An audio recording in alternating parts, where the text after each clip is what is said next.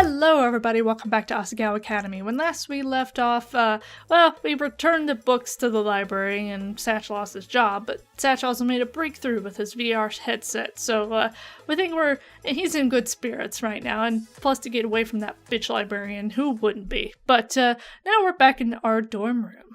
Hana, are you awake? I whispered into the darkness. I was half asleep, but I responded regardless.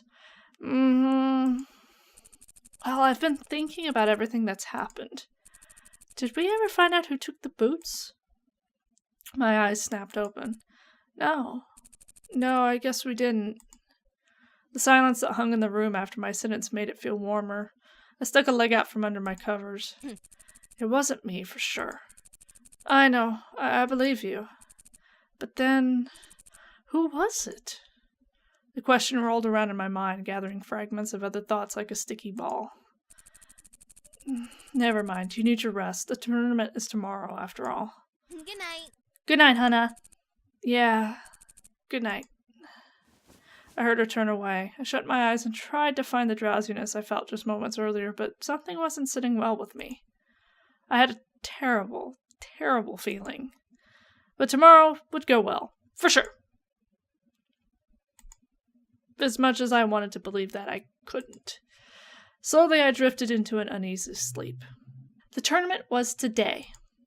I agreed to meet up with Satch to help him move his machine to the tournament hall. Now I was just about to knock on his door when... Clearly the culprits. I don't want Hana on this team. I froze. You have no proof, Shane. You can't punish someone for something they haven't necessarily done. There's proof enough. Mai's a kleptomaniac.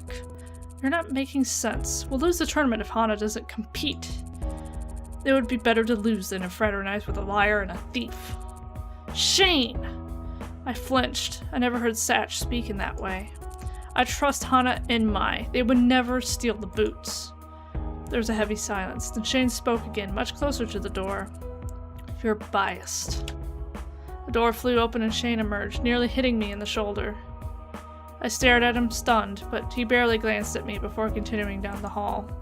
Satch saw me standing there and came to stand next to me. Did you hear all that? Seeing my face, Satch scratched the back of his neck. Look, Hana, I don't care what Shane says. He might not trust you, but I do. Everyone else should too. Really? Would a bad person go exploring the campus at night to look for the boots? Would a bad person go and beg for my job back? Would a bad person take care of Oscar just because? I wonder how Oscar's doing. We haven't heard about him.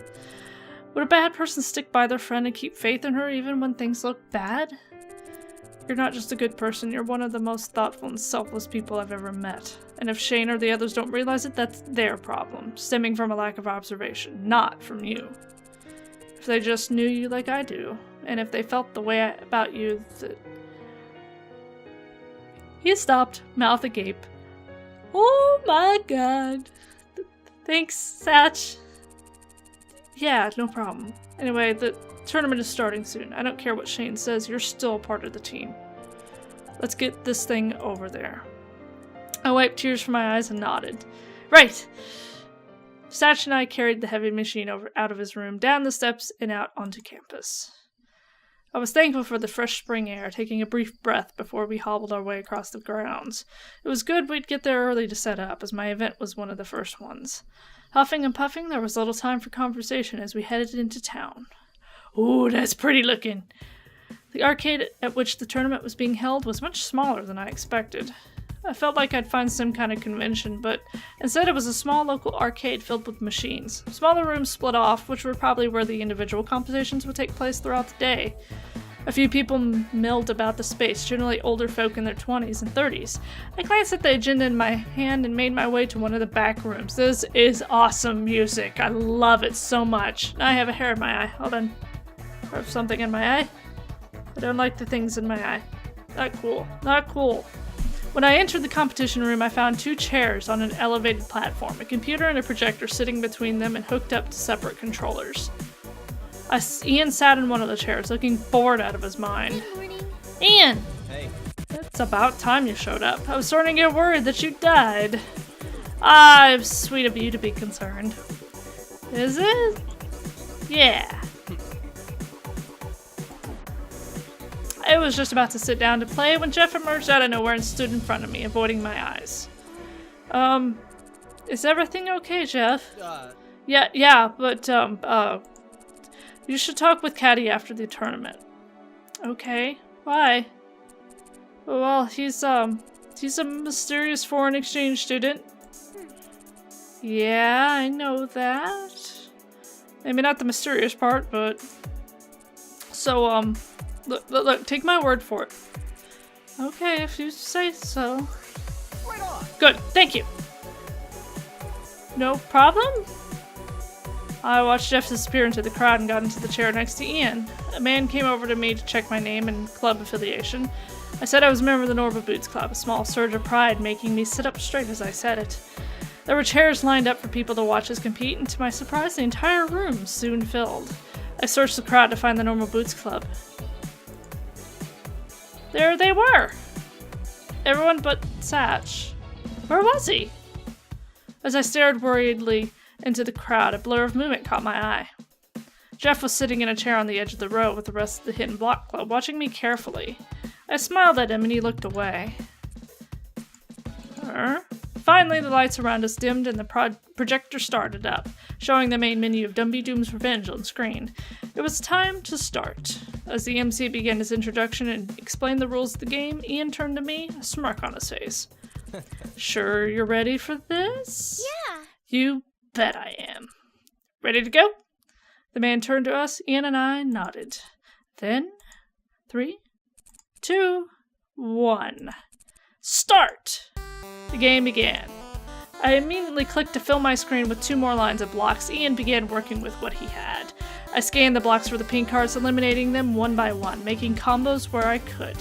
I still wasn't advanced enough to plan tons of combos ahead of time, but I could make it much more likely for combos to happen through probability. The pinks were all but gone, green leaves were next. Dumby Doom started flipping at the top of the screen. Ian must be comboing, which means I had a few seconds before those blocks would fall. I set up a combo on top of the screen and started eliminating the orange box below it. Then it happened.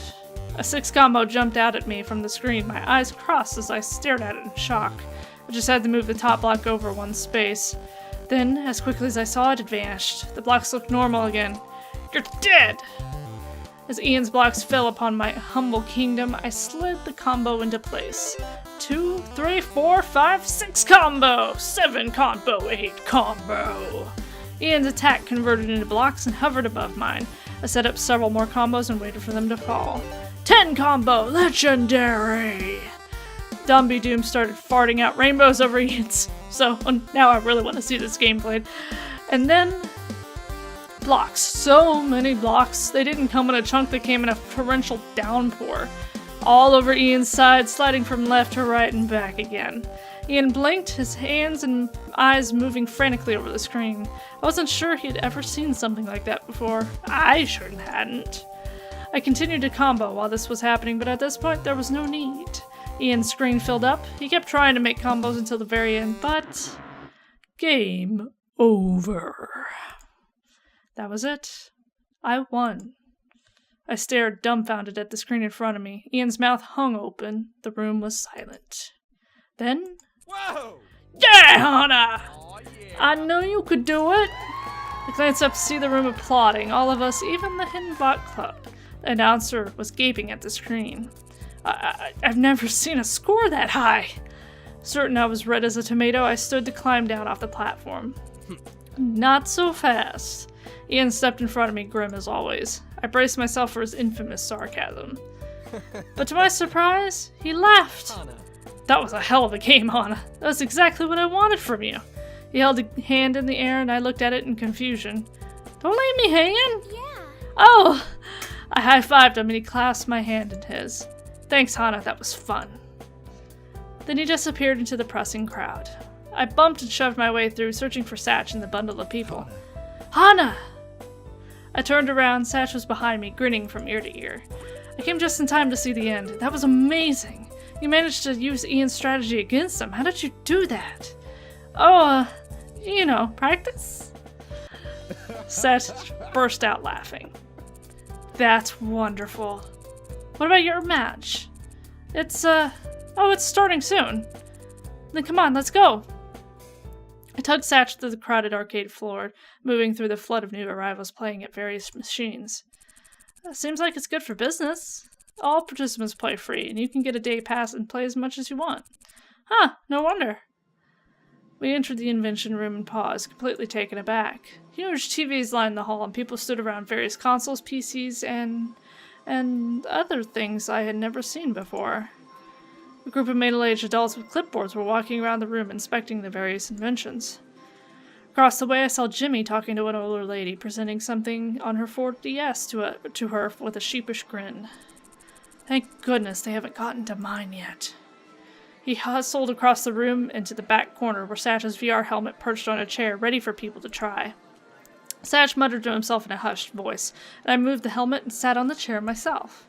People were roaming the room. Occasionally one would stop and ask a question or try something someone had worked on, a robot, a circular treadmill for controlling character movement, but mostly they were content to look and not touch.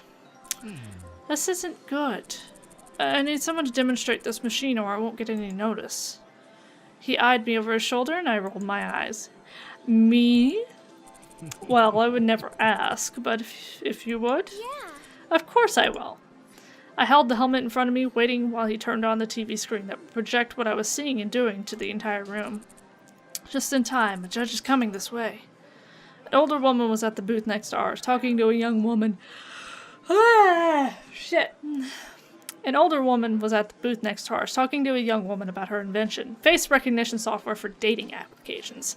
Have your virtual boyfriend really talk to you? A virtual dating game, eh?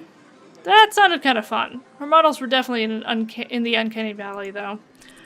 Ready? Satch peered down at me.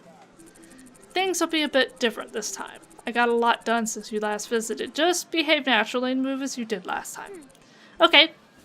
I slipped the helmet on my head and gave Satch a thumbs up. The machine switched on with a familiar whirring sound, and I felt the dizziness fog my mind once again.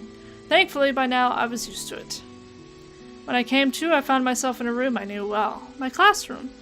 At least, I thought it was my classroom. When I looked around, the only people nearby were... Normal Boots members? I was sitting at a desk at the back of the class. Moving carefully, I slowly got out of the desk and moved across the room. It was weird to see my body moving without feeling it. With the helmet on, it really felt like I was in the classroom, not that I was in the first-person perspective I saw in typical shooter games. If I could feel my body, I might have mistaken it for real life, which was cool, but also made me nervous. Please don't sell us to the government's Hatch. I stood awkwardly in front of the boys, unsure of what to do. What did Satch say? Act normally? Hi! Jared turned to me, sparkling in the fluorescent light. Ah, hello there, good person. He flashed a brilliant smile and bowed low. If it would be so kind as to sit at the front of the room, we can begin. Sure? The Jared in front of me was similar to the real Jared, but different. He seemed like a punched-up version, as if he were on steroids or something. He was somehow even more beautiful here than in real life. He moved with a flowing grace, like he was made from liquid. It seemed almost unnatural, like an elf from Lord of the Necklaces. I sat in Shizuka's chair, and the boys sat at the desks in front of me. Now, we're going to... Gerard stopped mid-sentence, his brow ruffled as if he forgot something. Going to... Had Satch not gotten this far? Should I do something? Dance! Right. Dance, right! On command, all three of them stood up and their chairs flew across the room. Dance! They lifted their arms to the heavens and wiggled them back and forth, moving their bodies side to side. Were they imitating grass in the wind? I lifted my arms in the air and wiggled as they did. Upon doing that, Josh's eyes lit up. Wonderful, you've got it! I continued wiggling for some time, listening to the gentle rustle of our clothes. Was something else supposed to happen? Just as I was about to panic, a door at the far end of the room opened, and I saw a flash of pink. Hello. Hello, fancy meeting you here. It was me. I was talking to myself. Kind of. This was a version of myself I had never seen before. She was... well, she was beautiful. Certainly more beautiful than I considered myself to be. She smiled brightly and the room around us seemed to glow. No, it was actually glowing. My other Hana's presence made the room glow. I'm happy you came to see me. I was worried about my friends there, so I wanted to check up on them. But I ended up running into a new friend. Don't worry, I've got you. As long as I'm by your side, you don't need to worry. Are you? Something tapped me on the shoulder and I about jumped a foot into the air, I think. My VR sight didn't change, so I was confused until I heard Sash's voice from somewhere above me. You can take off the helmet now, Hana. I removed the helmet, seeing the real world come into form around me. Suddenly I felt my feet back on the ground. Even though my sense of touch never left me, somehow it only felt real when the visuals around me matched up. Sash stood in front of me, a blush across his cheeks. Right on. I think things really went well. I knew I could count on you. You thought fast and you saw through the bugs and glitches and messed up scenarios. Without you, the program might have gotten stuck and the third judge would have never seen what it was capable of. Thank you. Thank you so much, Hana. Anyway, I have to fill out some forms now, so, he started backing away as he said it. Of course, right, I'll just, yeah, you're great, bye. Oh, you so cute, oh my god, just kiss each other already, I'd ship it to the end of time, oh my goodness. I'm gonna leave it there for now. I'm curious to see how the rest of the tournament's gonna go. This is gotta be the pinnacle of the story right here. This is where everything has to come together. I'm assuming as much. Because this is what it's all been banking on. So I hope you guys are enjoying it. Like, comment, subscribe, let me know what you think. And as always, I'm TC Robson. Stay obsessed.